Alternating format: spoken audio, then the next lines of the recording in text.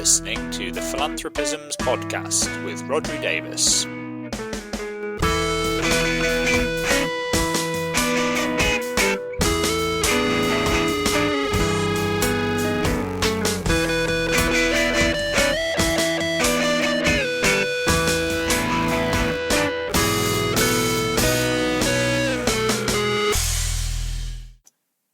Hello, you're listening to the Philanthropisms podcast. This is the podcast where we try to put philanthropy in context. I'm your host, Rodri Davis, and this week I am joined by a guest, and it is the wonderful Asha Curran, who is the Chief Executive of GivingTuesday, the global generosity movement. I had a great conversation a little while ago with Asha, all about generosity, giving, philanthropy, and the current state of the world. So a great wide-ranging conversation. But before I tell you a little bit more about that, and before you get to hear the conversation itself, I just want to use host's privilege for a second to let everybody know about a piece of work that I'm doing that might be of interest and which you guys might be able to help me with. So I'm working with the Rory and Elizabeth Brooks Foundation here in the UK on a project where we're aiming to try and tell the stories of philanthropy. So essentially, the problem is that one of the challenges when it comes to trying to convince people that we could have a better culture of philanthropy here in the UK is that they just don't feel like there are enough compelling stories about what philanthropy actually is and what it achieves. So what we want to try and do is gather together as many stories as we can from all around the UK that sort of tell the story of the impact that philanthropy's had at different sizes and on different cause areas and in different regions. So what I'm trying to do is to find good stories, so to talk to charities, philanthropy advisors, maybe even donors, to get some great stories about organisations that have been able to take advantage of philanthropic funding to do amazing things that they might otherwise not have been able to do, and particularly to focus on what was actually achieved in terms of the impact on the lives of people and communities and issues around the country. So if you think that you have a great story to share, please do get in touch. You can find me at the Why Philanthropy Matters website. The email address is rodri@whyphilanthropymatters.com, or you can get in touch with me on LinkedIn. The idea is that I'm inviting as many as possible of these stories. We'll try and pick some of the ones that sound most compelling, and then I will speak to people, do some interviews, write those up, maybe try and do some other bits of kind of media as well so that we can share them in as many formats as possible. And the hope is that we'll get a kind of core of stories together that we can make publicly available, and that might then be the starting point for a bigger kind of longer term resource for the sector where we can kind of keep track of really great stories about the impact that philanthropy's had. So if that sounds of interest, as I say, please do get in touch. Okay. Let's get back to the podcast then. So as I say, my guest is Asha Curran, who's the Chief Executive of GivingTuesday, the global generosity movement. Some of you might know as a kind of big fundraising day in the US that takes place on the first Tuesday after Thanksgiving and obviously after Black Friday and Cyber Monday, which, as you'll hear in the conversation with Asha, is very much part of the origin story of GivingTuesday. But we talked about how the organisation and what it does has kind of evolved a lot since its inception a decade ago. So it's very much more these days than just that one day every year. So we talked about how it had evolved, both in terms of its aims, but also its geographic reach. So GivingTuesday is actually now a kind of diffuse movement that's in many, many countries around the world. And there's lots of different kind of in-country GivingTuesday organisations in all sorts of different places doing lots of interesting things.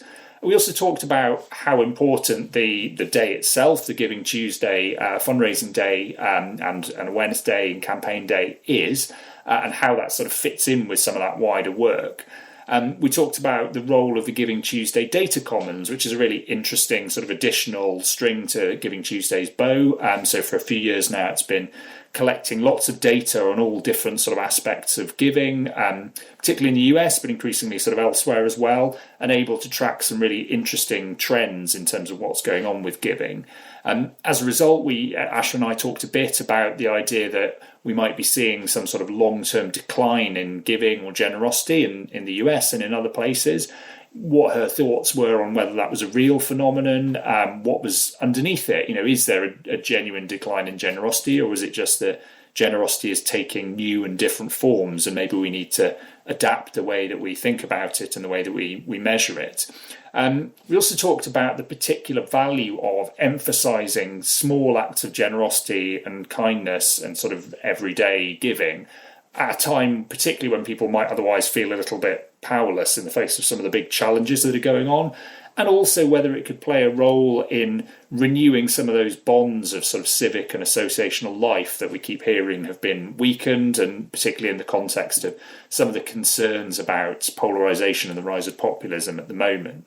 We also talked about what we could learn from other cultures of giving around the world. So obviously GivingTuesday has managed to kind of spread across the globe.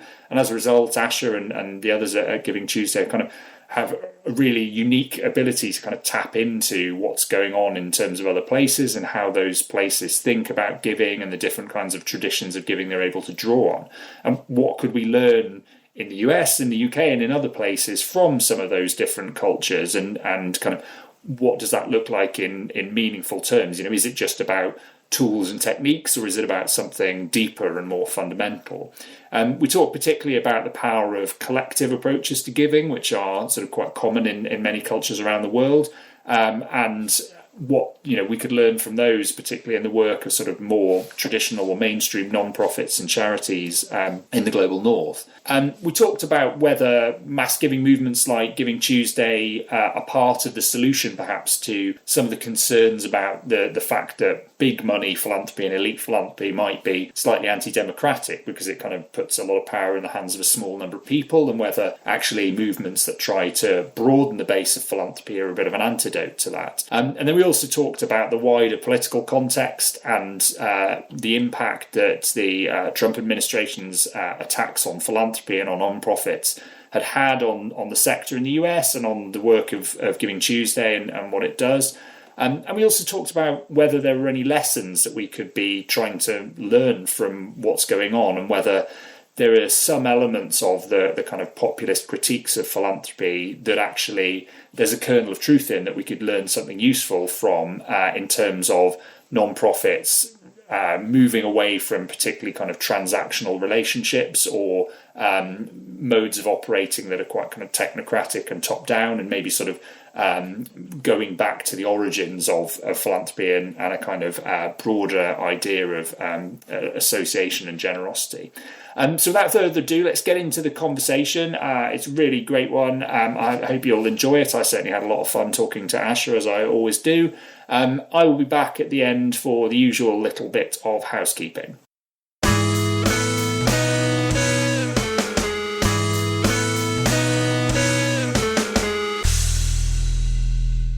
Okay, great. Well, I'm here with Asha Curran. Hi there, Asha. Hey, Rod. It's nice to see you. Oh, it's nice to see you too. And I was just saying before we got on the record that actually we've had versions of this kind of conversation a number of times over the years, including on a previous incarnation of this podcast. But we've never had it on this podcast, so I'm delighted to have managed to get you on and catch up. And for people who don't know already from having listened to the intro or just from having heard about you and all of your work, you obviously are the chief executive of GivingTuesday. Most people listening, again, will know what GivingTuesday is and will probably have done something over the years linked to GivingTuesday. But maybe just in case there's a small handful who don't, we could start by you just saying a little bit about what GivingTuesday is, what the organisation does, and take it from there. Great. I actually appreciate that, because there's GivingTuesday is a lot of things, and then it is perceived as a lot of other things. There's an overlap in the Venn diagram. So GivingTuesday broadly is a global generosity movement. It's almost 14 years old. And it is also a day. So that day is coming up on December 2nd. The first day was 14 years ago in 2012, almost 14 years, and began really as a way to attempt to harness social media as a catalyst for giving. And it was really that simple. It was never kind of designed to become what it is now, but it is what it is now because of some original design decisions. So I am indeed chief executive executive of Giving Tuesday, the organization, which has about 70 employees, and roughly our work is divided into managing our community of leaders and into data. That's an oversimplification, but that's broadly it. And then we have a community of leaders who run Giving Tuesday movements with full autonomy and agency in, at this point, 111 countries. We just got to that number a couple weeks ago, and many more people who are running Giving Tuesday campaigns at the community level. So our constituency is very broad, but we do not work directly with nonprofits as we did in the very beginning. There's just a whole lot of them, and they do amazing and creative things and use Giving Tuesday, to full effect. So yeah, that is kind of broadly what it is. I could go on and on, of course. Yeah, and we'll definitely pick up on all of those things. I guess to take the first bit, you kind of separated out there into the day itself, Giving Tuesday, which was how the whole thing started. And probably, for the wider public is probably still where their awareness is most in terms of what you guys do. But I know perfectly well that there's a whole lot more to it, and in many ways, a lot more interesting stuff going on kind of under the hood. But it'd be useful just to kind of say a bit about, first of all, when is the day this year? Kind of what it, every year, obviously, there's kind of a different focus or a different emphasis with Giving Tuesday. Is there anything particular that you guys have got planned for this year in terms of how you're positioning to the day or particular kind of messaging that you're looking to get out? Yes. So we think of the day. So the day is always the Tuesday after Cyber Monday, which I'm kind of sheepish about now because that doesn't really resonate at a global level. Yeah. But we didn't realize it was going to go global in the very beginning, and so that predication made sense at the time. And it was really easy for people to get, right? Like Black Friday, Cyber Monday, Giving Tuesday was really easy. And then over the years, we've emphasized that a lot less, again, because it just is not a global phenomenon. So this year it's on December 2nd. And we think of the day as like a wedding anniversary or a birthday, right? It's a really important day, but it in no way speaks to not paying attention to the work all year round. I actually feel really, really privileged to have an organization that has this big day of celebration that has all this amazing stuff happen on it. It's really, really, really rewarding. But indeed, the work is year round. I think this year, to that question, it's not a difference in what we're doing, but I think it is a focus in what we're emphasizing. So Giving Tuesday has always been sort of an exercise in civic engagement, more than it is an exercise in how to give well charitably, right? Like that's not really what it is. And so citizens have always found ways to be involved in Giving Tuesday in these sort of lovely small ways, right? Caring for their neighbors, and groups of teenagers, going around volunteering to clean up their neighbors' yards and things like that. People, building mutual aid networks. The examples go on. And I think our emphasis is going to be there this year. And, given the state of the world and everything that's happening, I think we all are, we all sort of knew that the cavalry wasn't coming for us, right? But now we really know it on a whole different level, that if we're going to make things better, if we're going to build bridges, if we're going to decrease loneliness and isolation and polarization, then that's got to be done by us, right? Like it's not going to be done by institutions, and it's certainly not going to be done by our government, right? No matter where we sit, it's probably not going to be done by our government. So it's like really emphasizing that sort of citizen agency and citizen power. And, our data indicates all kinds of really good and hopeful things, right? In regarding people's willingness to help one another, their willingness to reach across the aisle to do that. One of our recent data points, not yet even published, is that you don't even have to believe in reaching across political divides to help other people to be affected by watching people do it, right? You can be positively affected, even if you would say in answer to a survey, let's say, no, I have no interest in helping anybody who doesn't believe what I believe ideologically. But then you see it happen and it creates a change. Really emphasizing that community level generosity and most of all, I think very, very in line with our ethos is emphasizing collective giving, right? The change we make when we give together, when we believe in something together, when we share a vision, and then our actions, what we're capable of, what our capacity is, doesn't feel so small. Yeah, absolutely. And I definitely want to pick up on some of that stuff, particularly around collective giving and also kind of all the work that you guys have done around data, because I think that there's loads in there that's really, really interesting. As you say, just one example there about a finding, but there's all kinds of findings that you guys have pulled together over the years in terms of kind of what drives giving and how people perceive it. I guess just to finish up on the sort of the day itself, you mentioned there that it's kind of almost like a wedding anniversary, and it's sort of nice to have. How do you feel as though that balance has kind of shifted over time with Giving Tuesday? Away from, I guess when it first started, the focus was very much on the day itself. Let's prepare for the day. Let's do the day. And then over time, the rest of the work and the kind of building the movement has probably taken precedence. How do you find those two things sort of work together mutually now? Do you find that actually you kind of get on with the rest of the work, but it's still useful to have a focal point so that everyone involved in this broad movement can kind of have something to coalesce around? Exactly that. It's an incredibly rewarding evolution for Giving Tuesday. I probably wouldn't be involved in it anymore if it had stayed just being a one day mostly focused on fundraising. I would wish it a long, happy life in existence, but it probably wouldn't have held my interest for all of these years. I think the day is so important in terms of even if somebody takes one small action, that's enough. It's fine. But generosity is actually so generative that it tends not to be just that one person takes one small action. Once somebody does that, it tends to encourage them, inspire them to do more, and inspire the people around them. So I think the looking at the day as a pipeline for people to come into the movement is really useful. And then I think just from a sort of excitement and morale perspective, yes, indeed, having all 111 countries have this rallying moment, right? This moment of feeling, from the very beginning, people said the reason they liked being involved with this movement is that they liked feeling that they're part of something bigger than themselves.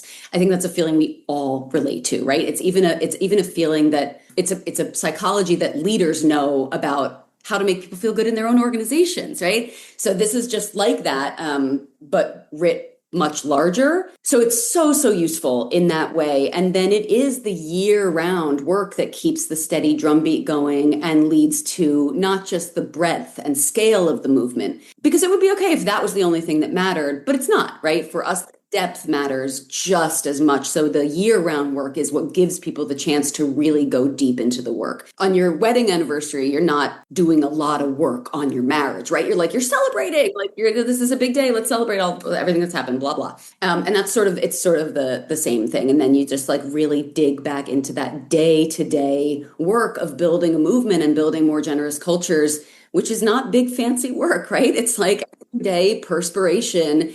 And then, a once a year day of big inspiration. The other thing I would say about the day that makes it so beautiful to me, at least, is that it is a sort of relentlessly forward facing day, right? It's never a day that reminds you of, those old, I don't want to name any organization, but those old animal welfare commercials that were kind of deeply troubling and sad and set to really sad music. This does not have that vibe, right? Giving Tuesday is about imagining, not turning away from all the things that plague this world at all, but instead turning toward the really happy feeling that we can make an impact.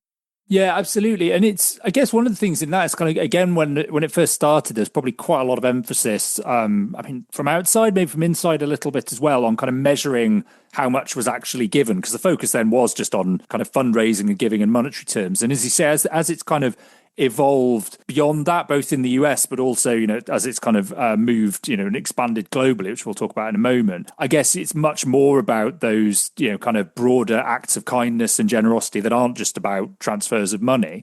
Has that made it kind of more difficult in a way sometimes to measure, actually kind of what happens on the day? And from your point of view, is that fine? Do we just need to sort of slightly get away from that? Or do you still find that people really want to kind of put a number on things and that you have to kind of try and talk them out of that a little bit?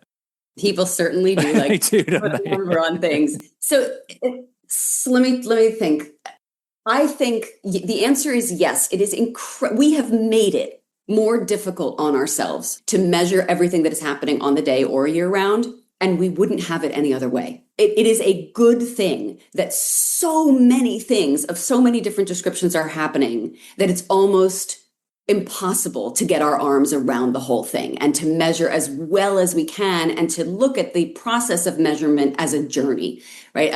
As learning every step of the way, not just how to measure, but learning as the aperture widens ever more about what is actually happening. When something is very easy to measure, it usually means that it is creating a fairly constrained impact in a fairly constrained amount of space. There's nothing wrong with that, right? But the Giving Tuesday's open architecture, the way that it was deliberately created as an idea meant for other people to take and change and remix and reshape and pass on, all of that makes it totally unique in the world, and it makes it more difficult to measure. So when I first began to be involved in the sector, I'm not a sector lifer, right? Like I certainly can't call myself the new girl in the room anymore because it's been 13 years, right? 14 years.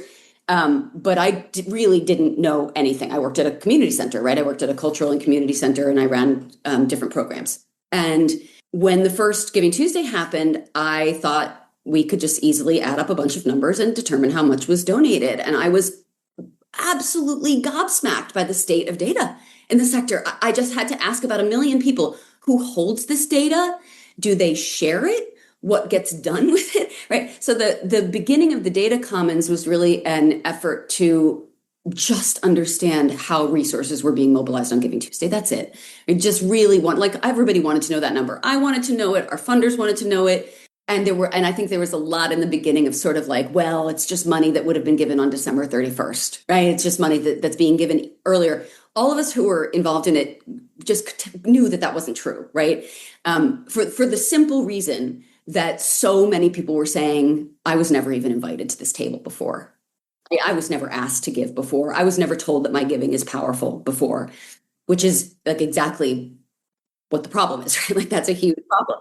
But so a lot of these people were new to giving. They were searching, Twitter to find organizations to donate to. Can you imagine a world where like that's the case every day, where people are like, where can I find somewhere great to donate, right? And so we were able to show conclusively that Giving Tuesday indeed creates a net lift in fundraising year over year. But then I was like, it's not enough, right? Like that knowing only about the flow of money into registered nonprofits is one piece of the puzzle. But only knowing that, and it's important to know, but only knowing that and not knowing what fills out the rest of the picture of the way that people manifest their generosity is like trying to tell what time it is on an analog clock that only has one hand. Yeah, absolutely. I guess that takes us to one of those kind of wider questions that I think is, lots of people are grappling with, but you guys probably have a particular insight on, which is, what is going on more broadly with generosity? I mean, partly in the US, but also kind of more widely. There's this sense that something's happening, whether it's that people are getting less generous, whether it's that there's kind of less participation in generosity behaviors, or whether it's that, people aren't doing things in the same ways they were before. They're just as generous, but they're kind of demonstrating it in different ways. As you say, if part of it is that if we're totally fixated on kind of formal nonprofits and people giving monetary donations to them, we're missing an increasingly large part of the picture, and actually we need to broaden our definitions. Do you guys have a sense of whether we should be optimistic about actually generosity is doing fine, thanks very much, or we should be a little bit concerned that maybe there is something happening that we need to kind of take a more active approach towards?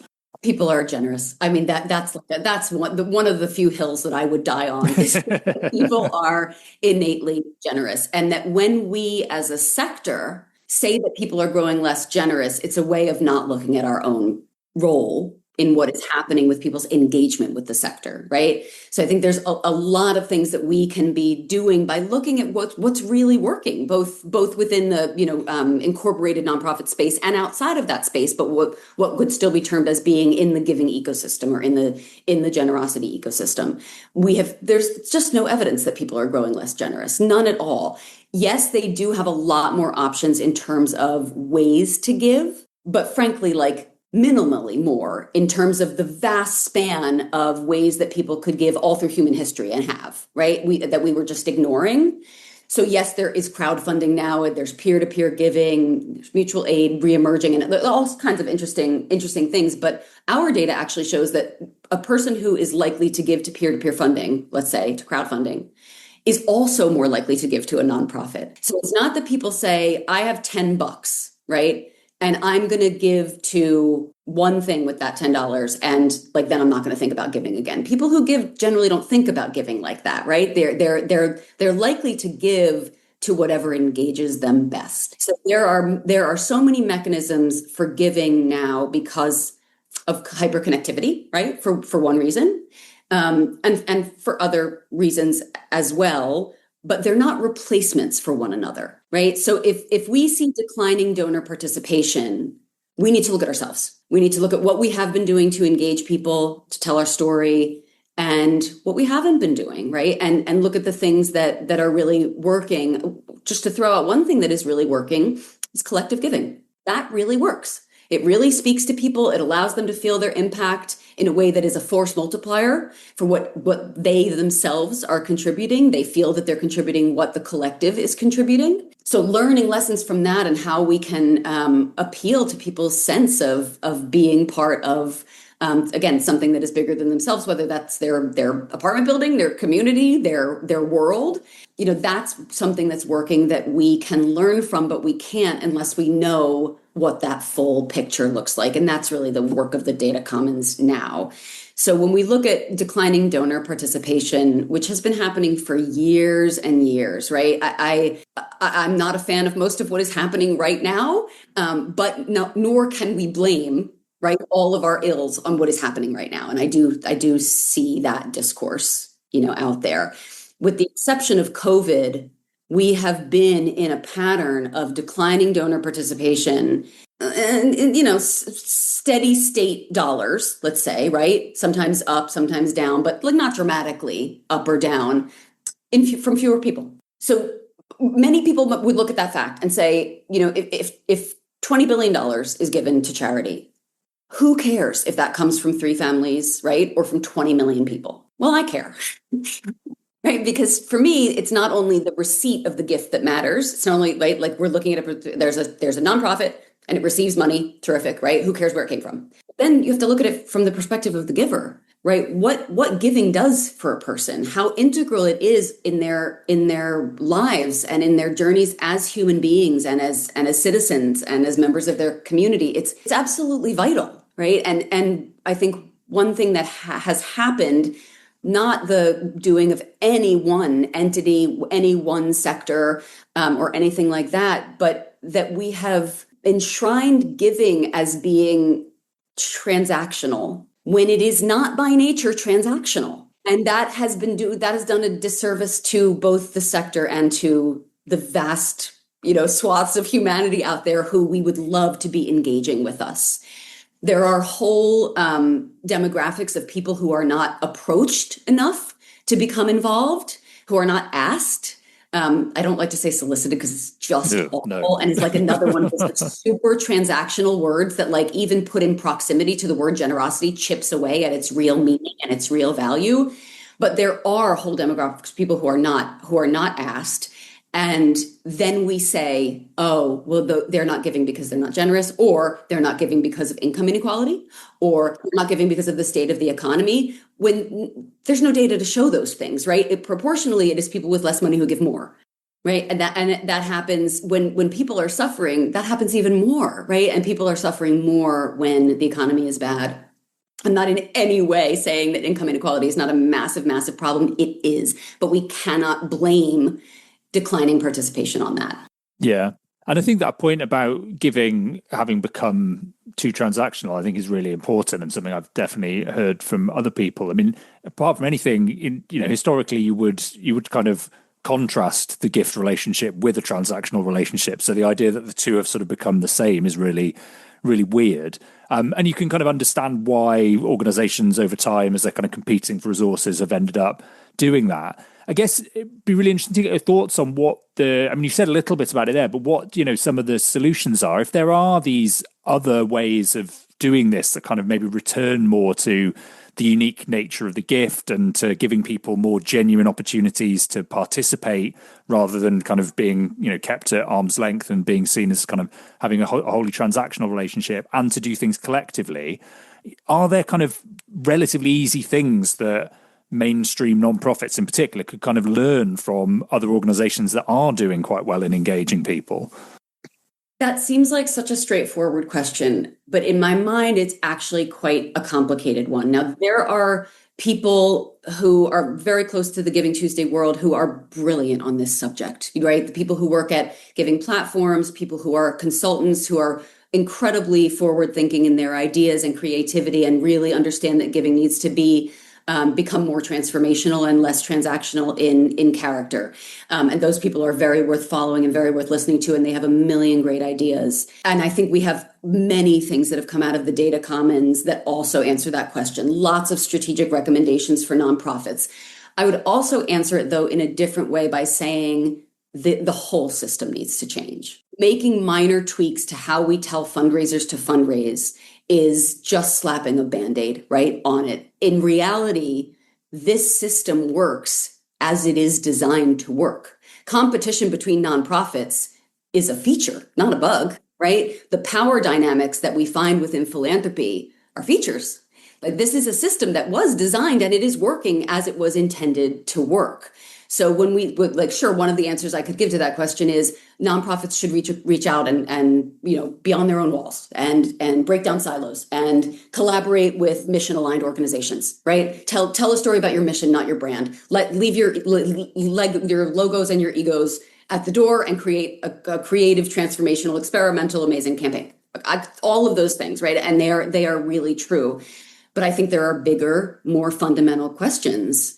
The question, for one example, of trust in the sector is a really interesting one, because our data does not actually indicate that nonprofits are suffering from low trust. I think people do trust nonprofits. I think they just don't think about them that much. And if they do think about them, right, it's almost like that's even ickier than saying that we're not trusted, right? Because at least if we're not trusted, it means like somebody thinks something nefarious and sexy about it, right? But in reality, I think people think of nonprofits as maybe there was a rough time in their life when they needed one and they don't care to remember that anymore. Maybe they think of it as, a sector that helps people who are in need and they don't consider themselves to be in need, right? So there's like a whole bunch of ways that we have walled off people from engaging with us. And now we're seeing the fruits of that. So I hope that wasn't too wonky an answer to that question. No, I think it's a really interesting one. And it definitely reminds me of certainly work I do now, but when I used to be doing kind of policy work from within a charity, as you say, you would occasionally have those kind of slightly harsh wake-up calls where you realize that you thought all of this was all anybody thought about day in, day out. And then you talk to some, kind of mainstream policymakers and you realize, oh, you've never even bothered to think about it. So it's not that you have a negative opinion, you just literally haven't given it a moment's thought. Exactly. But yeah. my example is not even the policy people. It's like my friends. Yeah. Who I've had my whole life who are not in the sector, right? Who are like, what is Giving Tuesday doing? Yeah. And when we talk about nonprofits, like it's exactly that. It's kind of like, not my friends, but like people might, get momentarily enraged because it's all about rage now about, a scandal within a nonprofit, right?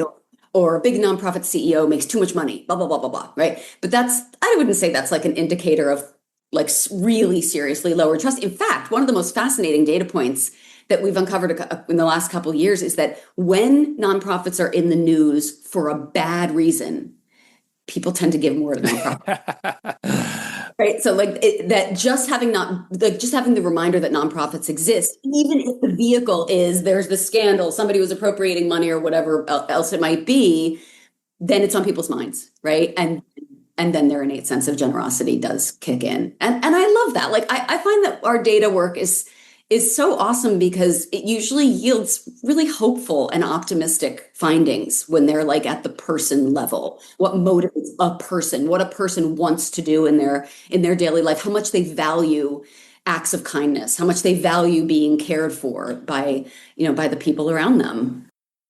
And just to follow up on that, because I know this is something we've talked about in the past, and maybe it kind of rubs some people up the wrong way, but in terms of that thing, like, your average person on the street, member of the public, doesn't really think about nonprofits at all. And to be honest, quite rightly so.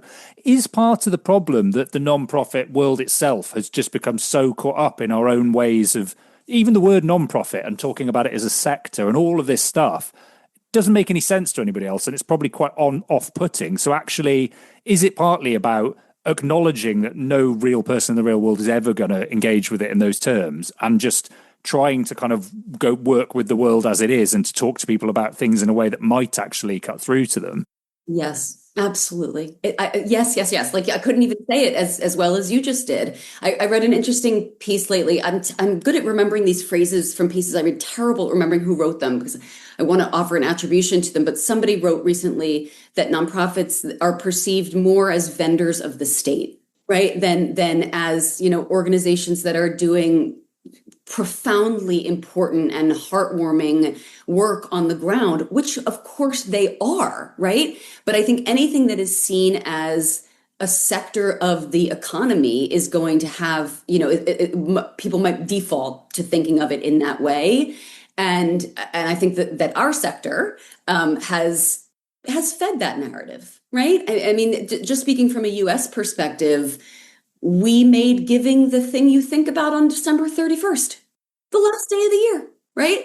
And to think about it in monetary terms and to think about it for a benefit, right? For your own tax write-off. Like that I don't think that's done us any favors in creating the narrative that we all seem so desperately to want to have. So I don't think a big marketing campaign is going to solve this problem. If anything, it could really backfire. I think, I certainly don't have all the solutions, but I also will say that GivingTuesday's mission is not a healthy nonprofit sector. Again, in terms of rubbing people the wrong way, yes, that sounds awful. And oh my God, do I not love nonprofits? Of course I do. And of course I care about them. But again, the slice of the generosity pie that is about nonprofits is just that. It is a slice, and GivingTuesday's mission is generosity, right? So if we were, transported to a future 25 years from now where the nonprofit sector looked like a completely different thing, we would still be around because the value of generosity would still be around, and we will follow, right? Not try to engineer where the path of generosity organically goes. We always have done that. So we don't try to make things happen. We open up this space where things emerge, right? And it's so much better than anything that we could have possibly decided upon and then tried to reverse engineer. Yeah. And one aspect of that actually that I've found really fascinating over the years is the way in which it's become, from a start, as you kind of said up front, kind of relatively kind of US centric, to the point where some people kind of looked at it and said, I don't really get what this is. It's all tied in with, Thanksgiving and stuff that we don't understand, to a point where it's become a genuinely kind of global movement where lots of different country-led movements are kind of taking things off in their own direction. And I guess this leads to, what you were saying there before about how we can't necessarily address some of the problems because they're structural ones to do with the system. One of the things about seeing how things play out in other parts of the world is maybe we do have access to a vision of entirely different ways of doing things. So what have you seen in terms of the other countries that you've been able to kind of, dig into their giving culture to get a sense of, hang on, that's amazing. We could genuinely be doing something in a kind of radically different way. Yeah. Oh, so many things. And it was really this traveling around the world, really trying to understand what GivingTuesday looked like in different places in the world and what philanthropy looks like in different places in the world, right? What is the nonprofit landscape here? What is the generosity landscape? What traditions exist, et cetera? And I remember having a call with Woodrow, my chief data officer, at one point. This was years ago, and I remember it so clearly. I was wrapped up in a parka, walking my dog in the snow and talking to him about how the things that we were learning that different communities have engaged in since time immemorial are not just nice things, right? They are life-saving things that clearly sustain and make more resilient the communities that engage in them. So, for example, when we started having a lot more African countries join, our Liberia leader was telling me about how across the continent, dozens and dozens of manifestations of what are essentially rotating credit structures, right? So different forms of people put funds into a common pot then that pot goes to, in some communities, it's a new mom. In some communities, it's a young person who wants to sign their first lease. In other words, there's a sense of collective care and responsibility for the larger community that I did not recognize as an American. I just really didn't recognize it. It did not ring any bells from my own childhood or extended family or friends, right? You can consider yourself an incredibly loving person in an incredibly tight-knit community, but you don't necessarily consider it your responsibility to make sure that your neighbor is fed and clothed, right? And not alone.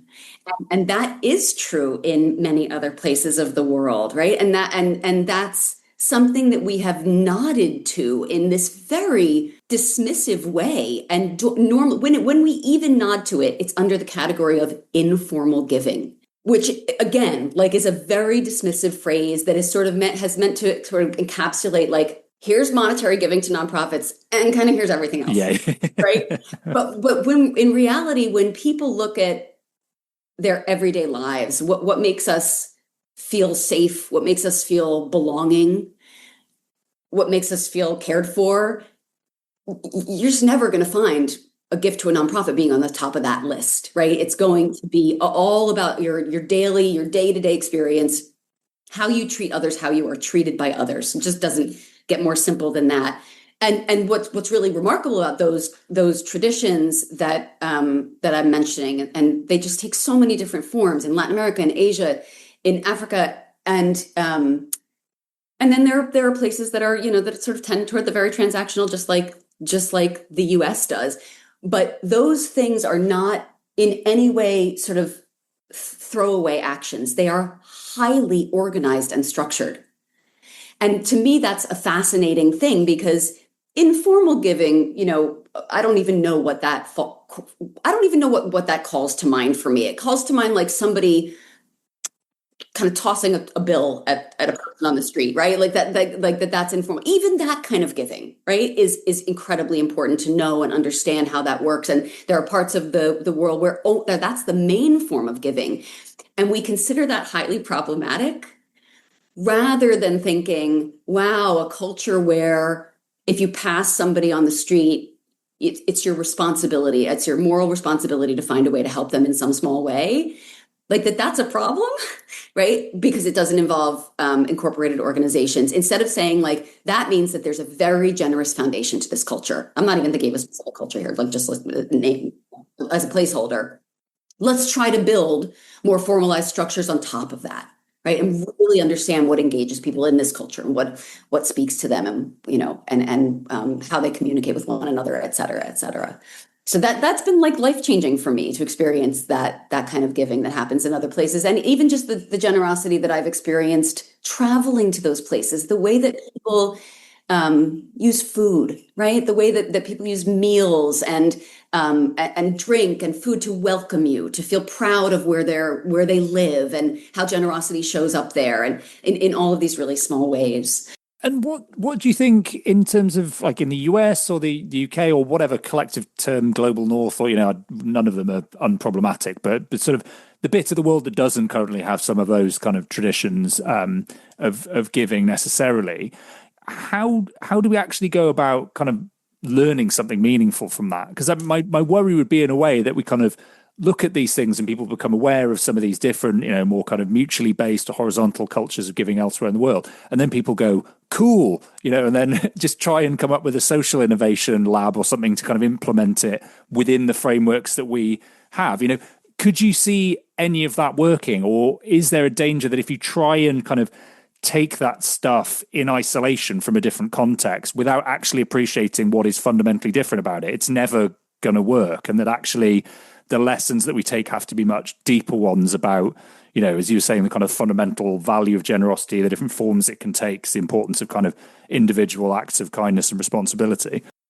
The latter, for sure. It's not about taking something that works or that seems lovely or something and replicating it exactly. That wouldn't even be in the Giving Tuesday ethos, right? Because it's never been about replication is great. In fact, we say There's no stealing ideas in Giving Tuesday. There's only joyful replication. And that means like that it is really encouraged in our community to see something that works and to try it yourself. But that's always like with tweaks and changes and iterations. And then it's fed back into this kind of peer learning feedback loop, right? So that the ideas are constantly changing. I think when you look at the traditional institutional aid world, for example, that's one of the main criticisms about it, that it tries to simply replicate an intervention in place after place after place with no recognition of the uniqueness and authenticity of that particular culture and the way that it may change for that, right? And especially that intervention was often not even conceived with the consultation of that community, right? Let alone their actual leadership. So it's not about that. I think it's I think when you start looking at giving as being fundamentally transformational and you open the space for people to engage with it on their own terms, and you stop thinking of them as donors and you start thinking of them as co-owners of your mission, then those things start to emerge organically, right? Those new traditions, right? Those new networks, those new ways of practicing community care will start in a community and they will be fundamentally tailored to that community. And it's sort of just in sort of clinging to more rigid and institutional ways of trying to open that space, which tend not to be very open at all, that we're not letting people in. And so they can't become owners and they can't co-create with us and they can't co-own with us, right? So it's that we're almost preventing ourselves from letting in some of those amazing ideas and then just seeing what happens, seeing what we do with them. Yeah, absolutely. I'm aware we're coming towards the hour that we had for this, and I've got a couple more things I want to ask. And I think we've had enough optimistic conversation that I feel safe now bringing the tone down by saying, you know, the reality is at the moment, certainly in the US, it's been a pretty difficult year for nonprofits and philanthropy. There's all kinds of challenges out there. Just be interested to hear kind of your take on, you know, have any of those issues that are affecting foundations and nonprofits and donors affected Giving Tuesday as an organization so far? What are you kind of tracking in your work? What are you concerned about at the moment? It's been a really hard year. Yeah, it's been a really brutal packet of months for the nonprofit sector, for all the friends that I have and colleagues that I have leading organizations who are not sure what tomorrow will bring. So I just want to acknowledge that. And I think the fall of USAID and these incredibly dramatic sea changes to aid and to philanthropy are throwing everyone for a loop, right? So we need to acknowledge all of that and the very, very real distress it has caused and is causing. And, you know, organizations have already shut their doors. This is tragic. And also for a whole sector to be demonized in this way is really jarring, I find. All of that said, I think we ourselves complained about this system for such a long time, right? We ourselves were pointing out all of the problems with it. Would we have chosen for the system to change this dramatically with this little thought for individual experience and human lives? Of course not. Now it has been done. This is the new paradigm in which we find ourselves. And I think the biggest mistake we can make is to yearn for a return to baseline. Like, let's let this opportunity, which is that a field has been raised, right? It has been burned to the ground. The soil is now fertile, and we can build new things and we can have new ideas and we can dream big and we can rebuild these systems without those bugs/features that we ourselves were pointing out for such a long time. And I think we can use the opportunity also to be less insular, to be less ideologically exclusionary, to embrace pluralism, to find common ground. These are all things that are not universally popular. I'm very aware, but I believe in them. I really do believe in them. And I think that we have a responsibility as social sector actors to really hold those values tightly, right? That we believe in that a plurality of views only makes a sector, an institution, an organization, a world stronger. So I think this long answer short, there are opportunities in this moment that I really hope we seize, and that we seize really boldly. And actually sort of tying that back to what we were talking about before, I've wondered in the context of the kind of some of the populist attacks on philanthropy and on non-profits, the starting point seems to be that it's easier to attack them because they can be painted as kind of out of touch, technocratic, elitist.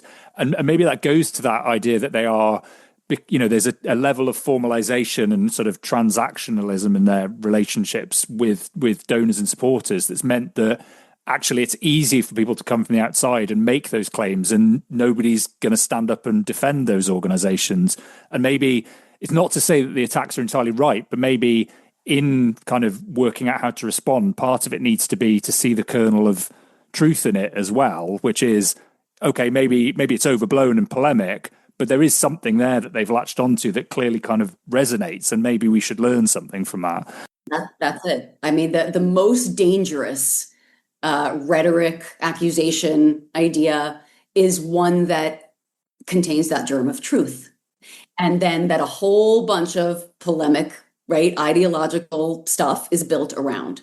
So if the contention that is out there now is that philanthropy is elitist and out of touch, there's a germ of truth in that. And we all know it, right? And now's our opportunity to really do something about it, right? To kind of throw away the jargon and throw away outdated ideals and really meet people where they are, and to understand that, it's so interesting. I was at a dinner with friends recently, and several of the people around the table were lawyers, and they were, everybody was very, very upset about what was happening during that particular period of time with the administration and the big law firms. And it was a good reminder to me that the havoc is being wreaked across all kinds of sectors and worlds and people right now. And that we of course are in philanthropy, so that we're seeing the havoc that is being wrought in philanthropy, but that it extends far beyond us. We are not at all the only targets here. And, a lot of people are being targeted, but I think unique among them, philanthropy really does have the power and the capital to reinvent. Yeah, absolutely. And just kind of finally, before I let you go, it's been really great to have a chance to talk, and I managed to cover loads of, I think, really, really interesting topics. But kind of what's next on the horizon for Giving Tuesday beyond, obviously, this year's day, which I'm sure will be, vastly successful. But kind of, do you have particular areas that you're looking to focus on, or to kind of, develop further, or things that you're particularly kind of interested in taking forward? So many things, but I'll just mention one, which is sort of the similar answer to the one about what we're going to focus on this year. So we have been, doing. We have an instrument in the Data Commons called Giving Pulse, which is a weekly survey of giving behaviors. Right now, it exists in the States because it's hard to find funding for it to roll out elsewhere. But we're really hoping that this will be a global tool. And it asks people what acts of giving they have engaged in the previous week, far from just money, right? What helping hand have they extended? What have they given to, et cetera? And what we kept getting back was these clear indications that people absolutely have the inclination to be active citizens. Right? To be active citizens in a positive way. Like that is genuinely their intent. And I think the opportunities to exercise that intent are simply too limited, and that they are exercising that intent 100%, but it's in ways that are very much off the radar, right? Very, very much unappreciated. And so I think our immediate work is really to shine more light on that, to really find those people who, every community has those people, right? Who not only feel a deep sense of connectedness to the place that they are, or let's even say the cause that they believe in, right? But the people who actually get off the couch and do something about it, right? Take some action, even if it's starting a book club or a giving circle, or right, these ways that people find to make change in these very, very small ways are unbelievably important, but I would say have never been more important than right now.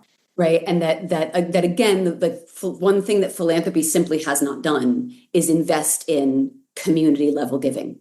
And I mean the infrastructure in both the data and technology sense and in the cultural sense, right? We just have not done that. We have not invested in giving infrastructure. And now we're seeing the results of that when community is more important than ever. And those natural leaders in communities are also more important than ever.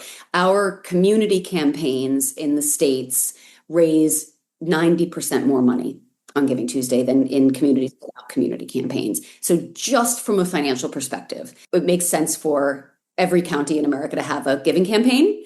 And so that is one of our near-term goals. In the next couple of years, we would like to see a community giving campaign in every community in America, or in every county in America. Next, in every community, we hope. And we don't care at all if those are called Giving Tuesday campaigns or if they're not. Just a community coming together around the idea of giving.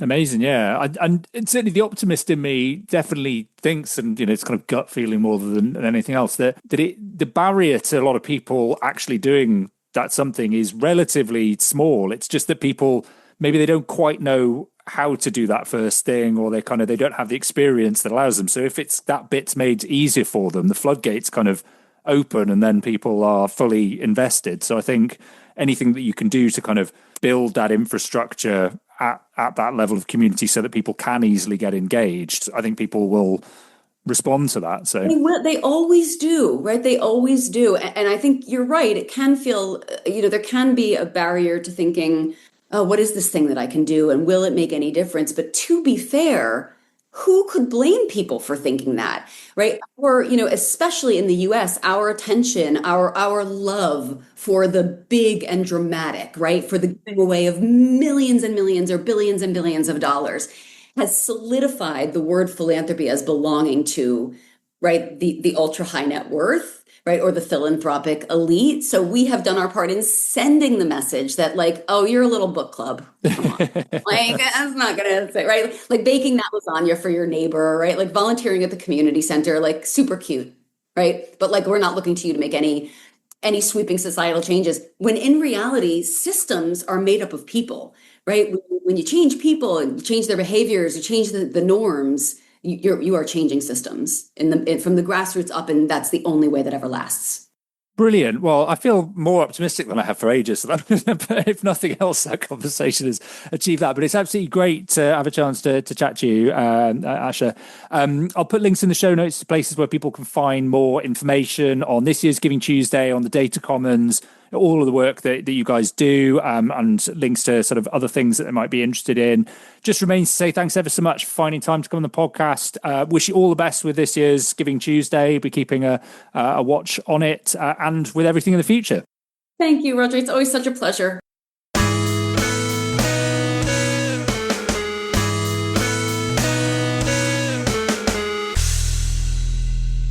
Okay, great. Well, my thanks again to Asha for coming on the podcast. Absolutely great to have a chance to talk to her.